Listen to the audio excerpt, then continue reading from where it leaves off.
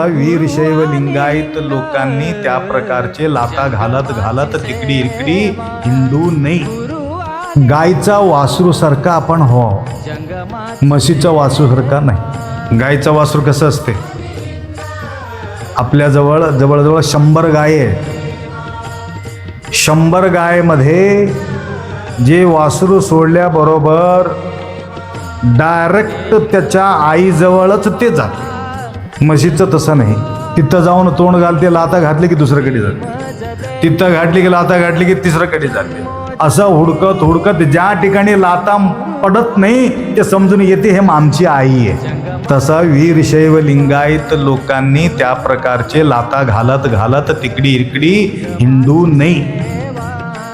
एकमेव आई आहे ते मन्मथ माऊली. त्या ठिकाणी एक माताजी पाहिलं, घरामध्ये किती बी छान स्वयंपाक केलं, किती बी चांगलं भाजी करू दे, परंतु दुसऱ्या घराच्या भाजी आणल्याशिवाय त्याचं पोटच भरत नव्हतं. किती बी चांगलं करू दे त्याला गोडच पोटच भरत नव्हतं. जाऊन मागून आणावंच लागत. तसं आमच्या लिंगायत लोकाला सुद्धा तसं दुसऱ्याचं सब्जी खाऊन सवय लागली, स्वतःचं गोड लागत नाही. आपला धर्म करावे मंडन, परधर्मा होईले खंड. माऊली काय म्हणतात, आपला धर्म करावे मंडन, इथं रस निर्माण करून घ्या, तिकडं ओढी गोडी राहू दे. बाबा रामदेवजी सुद्धा लिंग दीक्षा घेतले परवा. एवढं मोठं चौक घातले गळ्यात, माताजी सारखं मोठं चौक आहे. आणि कोण दिला असेल यांना दीक्षा?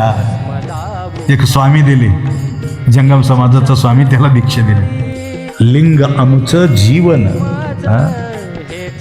लिंग आयत. आयत म्हणजे जवळ घेणे. लिंग पूजा म्हणजे जगाच्या पूजा आहे. लिंग पूजा म्हणजे विश्वासा पूजा आहे, एक देवताचा नाही. सब तीर्थ बार बार, गंगा तीर्थ एक बार. आपण गंगा, यमुना, सरस्वती, नर्मदा, सिंधू, कावेरी, सप्तनदीकडे जाऊन आंघोळ करत बसण्यापेक्षा सगळं नदी कुठं गेले, गंगामध्ये मिसळले. मग गंगामध्येच डुबकी घेतल्यावर सगळं नदी भेटले. तसं ते देव, हे देव, हे देव, ते देव. आकाशात पतितं तोयं सागरं प्रति गच्छति, सर्वदेव नमस्कृत्य शंकरं प्रति गच्छति.